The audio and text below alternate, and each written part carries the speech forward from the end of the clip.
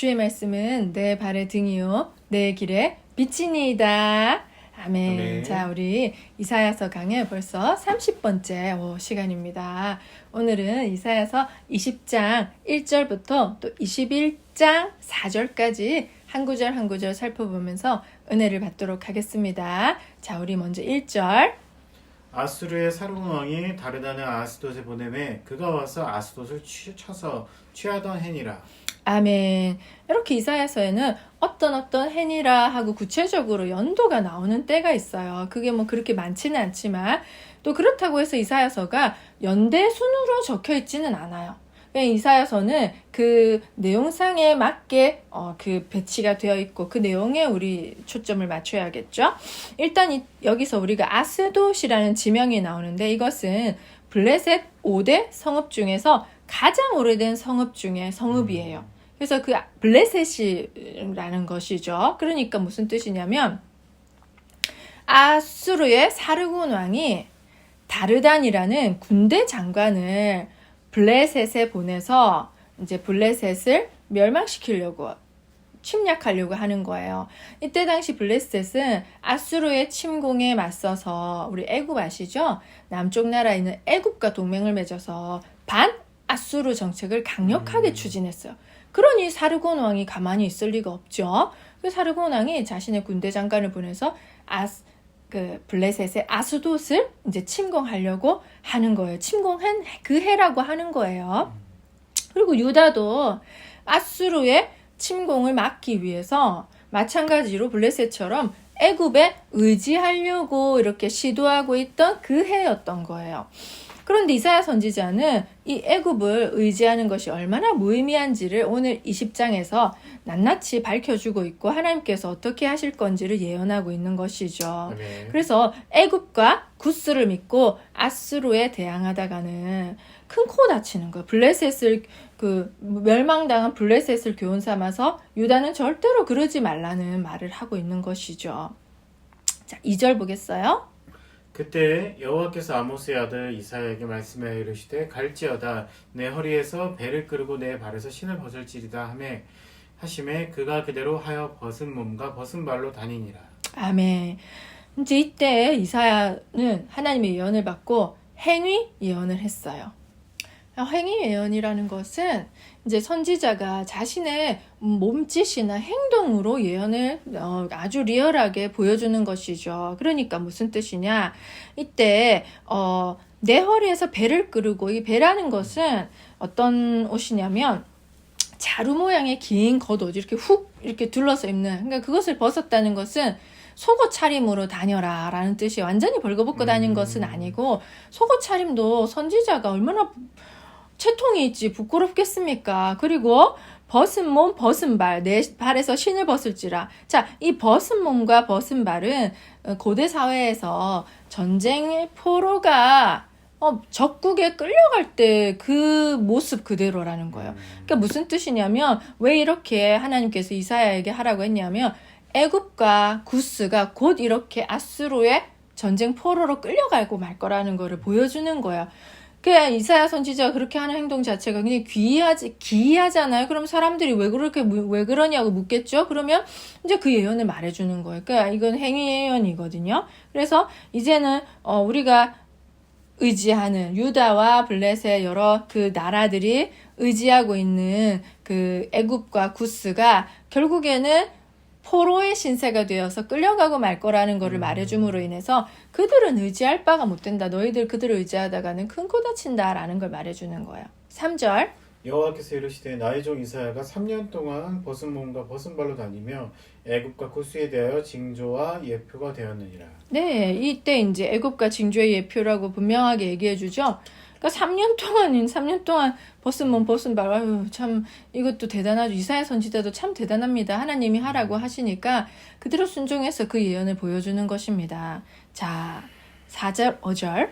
이와 같이 애굽의 포로와 구스에 사로잡힌 자가 아수르 왕에 끌려갈 때 젊은 자나 늙은 자가 다 벗은 몸과 벗은 발로 볼기까지 드러내어 애굽의 수치를 보이리니 그들이 바라던 구스와 자랑하던 애굽으로 말미암아 그들이 놀라고 부끄러워할 것이라. 아멘. 아멘. 이 이사야가 메시지를 전할 때 시기는 우리 아시죠? 그때 구스가 좀 강력했잖아요. 샤바크 왕. 그 샤바크 왕이 애굽을 통치하던 시절이었어요. 그러니까 그 구스의 샤바크 왕이 애굽 왕까지를 겸하던 시기여서 애굽은 사실 그때는 조금 힘이 없을 때였잖아요. 그런데도 불구하고 이 구스와 애굽을 동시에 두 나라의 말을 하는 이유는 애굽이라는 그 자체가 워낙 대국이었기 때문에 이집트. 그래서 그 애굽을 언급을 해준 거예요. 그리고 이 속옷 차림으로 포로들이 끌려가다가 채찍을 맞거나 넘어지면 옷이 찢기잖아요. 그나마 가리고 있던 촌쪼가리마저도 갈기갈기 찢겨서 볼기까지, 엉덩이까지 드러나니까 이 벗은 몸과 벗은 발로 볼기까지 드러내요. 애굽의 수치를 보이리니라고 했잖아요. 그러니까 이 궁둥이까지 다 보이는 거죠. 그만큼 수치스럽게 이 포로들이 끌려갈 거라는 것이죠. 그래서 그들이 바라던 그들이라는 것은 주변 나라들을 말한 거예요. 유다를 포함한 블레셋, 모압, 에돔 이 등등 아수르에 대항한 나라들을 말하는 거예요. 그들이 바라던 소망하던 구스와 자랑하던 애굽은 그들이 의지했단 말이에요. 그리고 이 구스와 애굽도 아수르를 견제하면서 공공연히 이 나라들에게 자기네들이 도움을 줄 거라고 얘기를 했어요.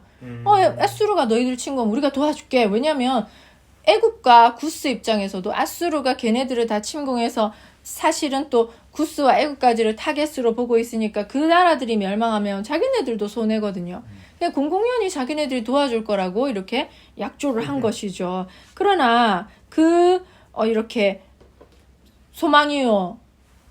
우리가 아수르한테 대항하면 남쪽에 있던 구스와 우리 아수르의 침공을 받으며 남쪽에 있던 구스와 애굽이 우리를 도와주겠지? 했던 그 나라가 포로로 끌려가니 그들의 희망과 소망은 다 사라지고 무너져 버린 것이죠. 그래서 그런 이 애굽과 구스를 의지하는 자들은 놀라고 부끄러워하게 될 것이다 라고 이사야 선지자는 확실하게 말해주고 있는 것입니다. 자, 우리 6절. 그날에 이 해변 주민이 말하기를 우리가 믿던 나라 곧 우리가 아수르 왕에서 벗어나기를 바라고 달려가서 도움을 구하던 나라가 이같이 되었은즉 우리가 어찌 능히 피하리요 하리라. 아멘.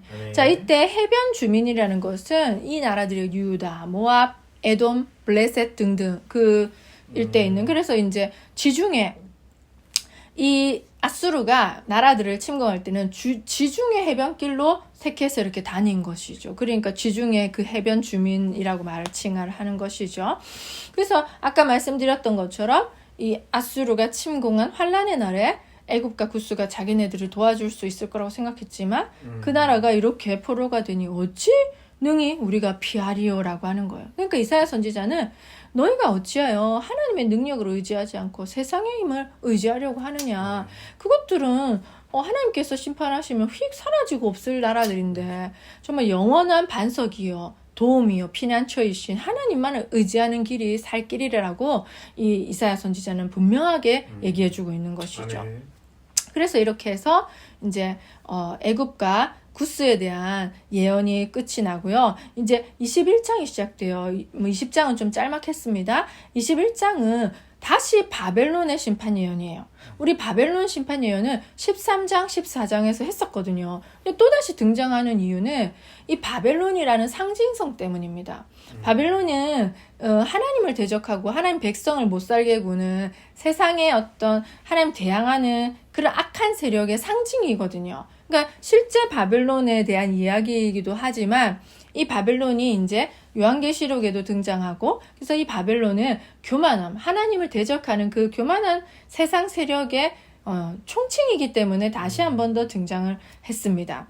근데 이제 그 앞서 선포된 메시지는 바벨론이 왜 멸망당할 수밖에 없는 원인과 그리고 누가 바벨론을 멸망시키느냐 하는 것에 대한 이야기였다면, 이번에는 바벨론이 정말 평안하다고 하고 있을 때 갑작스런 적의 공격에 의해서 팍 망하는 그런 갑작스런 바벨론의 멸망을 이야기하고 있어요. 근데 이것은 또한 이 이야기가 나온 것은 장차 우리 이스라엘 백성들이 바벨론 포로로 끌려가잖아요. 근데 그때 당시에 이제 이 예언을 봤을 때 위로가 되라고. 그러니까 그 아주 먼 나중 일에 위로와 소망을 주는 거죠. 왜냐면 그렇게 무시무시하게 자신들을 멸망시켰고 포로로 끌고 가서 힘들게 하는 이 나라조차도 영원하지 않다는 것이죠. 아멘. 이 세상의 악한 세력이 하나님을 믿는 백성들을 못 살게 굴지만 그들의 심판날도 결국에는 이 말이라는 것이죠. 근데 그것이 아주 갑작스럽게 확 사라진다는 거예요. 그 악한 세력. 그러니까 그것이 믿는 백성들에게 얼마나 큰 위로와 소망이 되겠습니까? 우리도 지금 마찬가지잖아요. 어떻게 악한 세력이 심판받지도 않고 저렇게 낯짝 두껍게 떵떵거리며 살고 있는지 우리가 의아할 때가 많잖아요. 그런데 이 이야기를 보면서 우리가 소망을 가질 것은 한순간에 그것들이 우리가 예상하지도 못한 한순간에 멸망한다는 거예요. 악인들이 득세를 하는 것 같고 그들이 정말 하나님이 없는 것처럼 교만하게 굴고 있지만 하나님께서는 그들을 정말 순식간에 멸망시켜서 자취조차 없게 하신다는 것이죠. 지금도 마찬가지입니다. 그래서 우리가 믿는 우리가 답답하지만 이 세상을 바라볼 때 소망을 가질 수 있는 이유가 바로 그것이죠. 아멘. 그래서 바벨론에 대한 심판 예언은 그러한 어떤 메시지를 계속 던져주고 있는 것입니다. 그럼 21장 1절 볼까요? 바벨론에 관한 해변의 광야에 관한 경고라. 적병의 광야에서 두려운 땅에서 내게 회고리 바람같이 몰려왔도다. 아멘. 이 해변 광야 자체가 바로 바벨론을 상징합니다. 해변 광야가 바벨론이에요. 바벨론에 관한 경고라라고 읽어야 되는 것이죠. 왜냐하면 바벨론이 유브라데 강 근처에 위치해 있고 그 유브라데 강 서편으로 광활한 광야가 펼쳐져 있어요. 그러니 해변 광야 이렇게 해서 바벨론을 상징하고 또 뭐 어떤 페르시아만이라고 있거든요. 지도상에. 그 페르시아만 근처에 바벨론 나라가 있어요. 바벨론 제국이. 그래서 또 그렇기도 합니다. 그러니까 뭐 그런 바벨론을 말하고 있다는 것을 알고 계시면 되고요. 근데 이제 적병이 이제 쳐들어오는데 어떤 식으로 쳐들어오냐면 네겝 회오리 바람처럼 몰려온다고 해요. 적병이. 그러니까 이 네겝 회오리 바람을 좀 알 필요가 있어요. 네겝이라는 것은 유다, 남유다, 남쪽 지방에 있는 그런 사막지대예요. 근데 유다 남부의 건조한 사막지방인 네겝에서 갑자기 발생하는 뜨거운 돌풍을 회오리 바람이라고 하는 거죠. 그렇게 불어요. 실제로 자연적으로. 근데 그 갑자기 네겝 그 광야 사막에서 불어오는 갑자기스러운 돌풍은 어마어마하게 그 위력이 대단해서 농작물을 순식간에 말려버리고 또 우리 낙타 끌고 다니면서 다닌 아라비아 상인들 있죠. 그들의 천막을 갈기갈기 찢어놓을 정도로 강렬한 돌풍이기 때문에 순식간에 모든 것을 멸망시켜 놓는 그런 바람이에요. 그러니까 그 적병, 바벨론을 무너뜨릴 적군이 네겝 회오리 바람처럼 그렇게 순식간에 몰려와서 바벨론을 완전 초토화시킨다는 이 뜻인 거예요. 그러니까 이스라엘 백성들은 유다 백성들은 네겝 그 회오리 바람을 잘 알고 있기 때문에 우리가 태풍이라고 하면 우리 여름에 오는 태풍 좀 무시무시하잖아요. 그런 것처럼 그렇게 알고 있는 거. 와, 그러면 진짜 엄청나게 무시무시하게 얘네들이 멸망당하겠구나 하는 걸 이미 알고 있는 거예요. 자, 그럼 또 2절까지 볼게요. 혹독한 묵시가 내게 보였도다. 속이는 자는 속이고 약탈하는 자는 약탈하도다. 엘람이여 올라가고 메대어 에워싸라. 그의 모든 탄식을 내가 그치게 하였노라 하시도다. 아멘. 자, 이 혹독한 묵시가 내게 보였도다. 정말로 이사야 선지자가 본 묵시는 어마어마한 무시무시한 그런 거였습니다. 자, 그래서 어떤 식으로 그렇게 하냐면 속이는 자는 속이고 약탈하는 자는 약탈하도다 했는데 이것은 바벨론이 다른 나라들한테 한 행위거든요. 근데 이제 바벨론이 다른 나라의 적군의 침략을 받아서 똑같이 당하는 거예요. 똑같이. 그렇게 멸망하고 엘람이여 올라가고 메대어 에워싸라 했는데 이 엘람은 지도상에 표시는 안 돼 있지만 대략 이 위치쯤 돼요. 그래서 그 엘람이 왜 표시가 안 됐나 봤더니 바벨론 제국에 점령당해서 그냥 속국으로 편입되었어요. 그러니 별로 표시가 안 됐을 것 같은데 제가 이렇게 다른 지도에 찾아서 한번 이렇게 적어봤거든요. 그리고 메대는 이렇게 보이시죠? 그때 당시 이 엘람과 메대라는 왜 이 말이 나오냐면은 이 바사의 고레스 왕 아시죠? 바사가 그때 당시 메대를 장악하고 있었어요. 그전에는 바사가 메대에 속해 있었거든요. 근데 어느 순간 바사가 세력을 얻으면서 메대로부터 분리가 되어서 오히려 메대를 점령하는 그런 위치까지 간 거예요. 바사 고레스 왕에 의해서 바벨론이 점령당하거든요. 그러니까 이 바사 고레스 왕이 메대 군도 이렇게 포섭하고 엘람도 당연히 이렇게 점령했었기 때문에 그 메대 군인과 엘람 군인이 당연히 바사 군대에 편입된 대군대가 된 것이죠. 그래서 고레스 왕이 이끄는 그 바사 메대 엘람 연합군에 의해서 주전 538년에 바벨론이 멸망을 하게 됩니다.